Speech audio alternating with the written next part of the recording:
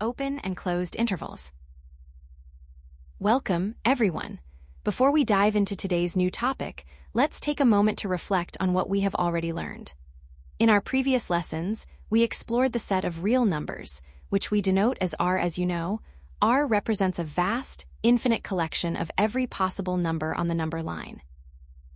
However, in many practical applications, whether you are working in advanced mathematics or conducting a scientific experiment, we rarely need to consider every single number in that infinite set. Instead, we often find ourselves interested in a specific segment or a particular chunk of the real number line. We call these continuous segments intervals. To be more precise, an interval is a subset of the real numbers R that captures every single real number lying between two specific endpoints, which we will call A and B, where A is strictly less than B. Now, here is the key distinction to keep in mind as we move forward. Not all intervals are treated the same way. Depending on whether those two endpoints, A and B, are actually included as part of the set or excluded from it, we categorize these intervals into two main types, open or closed. Over the next few slides, we will break down exactly how to identify and write each of these. 1. Open intervals. Think of an open interval as a segment where you can get as close as you want to the edges, but you never actually touch them. Specifically, an open interval is a set of real numbers that contains every single number between two endpoints, but it does not include the endpoints themselves. To be precise, let's look at the mathematical definition. When we want to describe an open interval between a number A and a number B, we denote it using parentheses like this: open parenthesis, a comma, B, close parenthesis. If we want to write this out using set builder notation, which is just a formal way of describing the rules of the set, we would write open parenthesis, a comma, B, close parenthesis equals the set of all Y such that A is less than Y and Y is less than B. To make sure you can apply this yourself, let's break this down into 4 simple steps. First, we identify our endpoints. We have our lower bound, which we call A, and our upper bound, which we call B. Second, we establish the condition. We are looking for every possible number Y that sits strictly greater than A and strictly less than B. Third, we address the exclusion. This is the most important part. Because we are using the strict, less than symbol, rather than the less than or equal to symbol, the actual numbers A and B are excluded from our set. They act as boundaries, but they aren't members of the group. Finally, we use the notation. We use these rounded parentheses to visually signal to anyone reading our work that the interval is open and the endpoints are not included. Now that we understand that intervals are just specific segments of the real number line, let's dive into our first specific type, open intervals. In the next slide, we will look at the opposite case, the closed interval, where those endpoints are actually invited to the party. 2. Closed intervals. A closed interval is a set of real numbers that contains every single number between two endpoints, but with one crucial difference. It also includes the endpoints themselves. Let's look at the formal mathematical definition. When we want to denote a closed interval between a number A and a number B, we use square brackets, writing it as a B. If we want to express this using set builder notation, we write it as the set of all x such that x is greater than or equal to A and x is less than or equal to B. To make sure you can apply this correctly in your exams, let's break this down step by step. First, we identify our endpoints. We have our lower bound, which we call A, and our upper bound, which we call B. Second, we establish the condition. We are looking for every number x that satisfies the condition of being greater than or equal to A and less than or equal to B. Third, notice the inclusion. Because we are using the less than or equal to symbol, the numbers A and B are officially members of this set. They aren't just boundaries, they are part of the group. Finally, pay close attention to the notation. We use these square brackets, the left and right brackets, to signify that the interval is closed. Now that we have a clear understanding of open intervals, where the endpoints are left out, let's look at the opposite concept, closed intervals.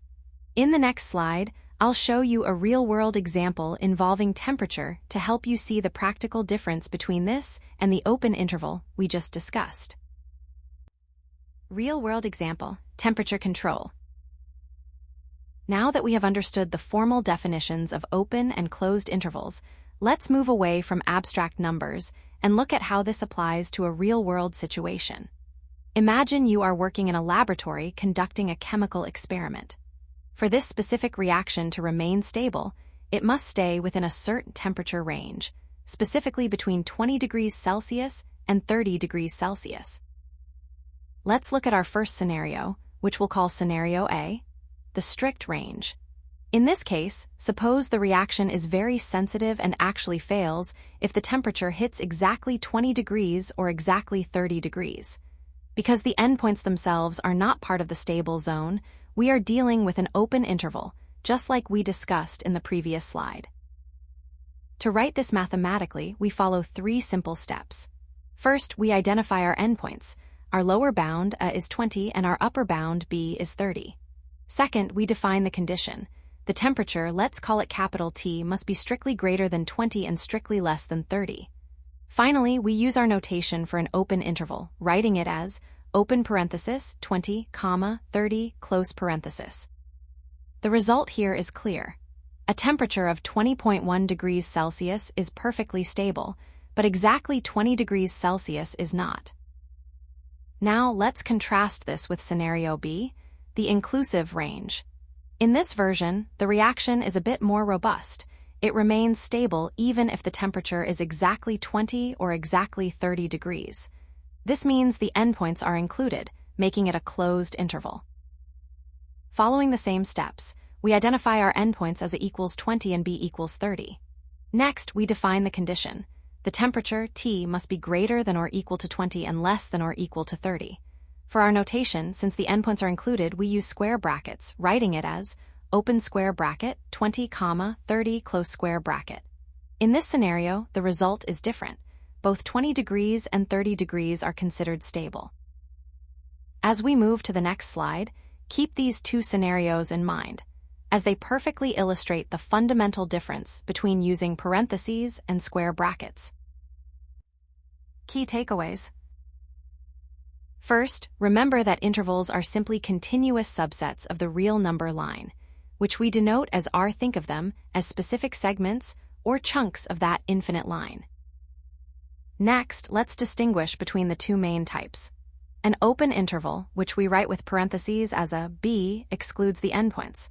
When you see this notation, you should immediately think of strict inequality symbols, specifically, R is less than Y and Y is less than B. On the other hand, a closed interval, written with square brackets as a B, includes the endpoints. In this case, we use the inclusive inequality symbols, meaning R is less than or equal to X, and X is less than or equal to B. To make this even easier to remember, you can use this quick mental shorthand. Parentheses, or the round brackets, signify an open interval, which means the endpoints are excluded.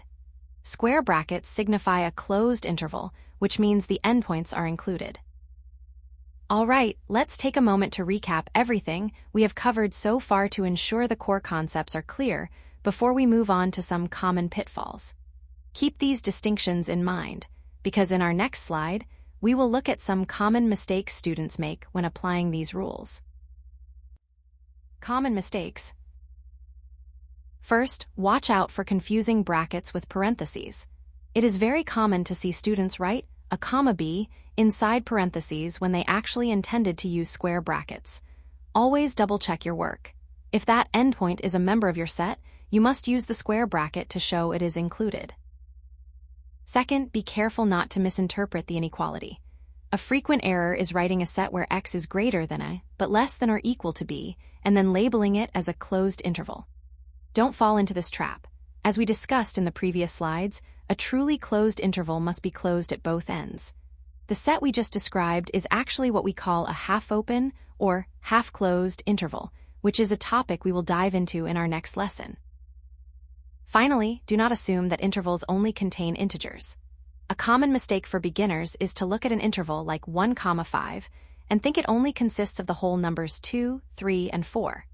Remember, we are working within the set of real numbers. An interval is a continuous segment, meaning it contains every single decimal and fraction between those 2 points, such as 1.1, 2.5, or even 4.99. Now, before we wrap up today's lesson, I want to pause and highlight some common pitfalls. Even if you feel you understand the concept of intervals, these 3 mistakes are very easy to make during an exam. Keep these points in mind, and you'll be well on your way to mastering interval notation.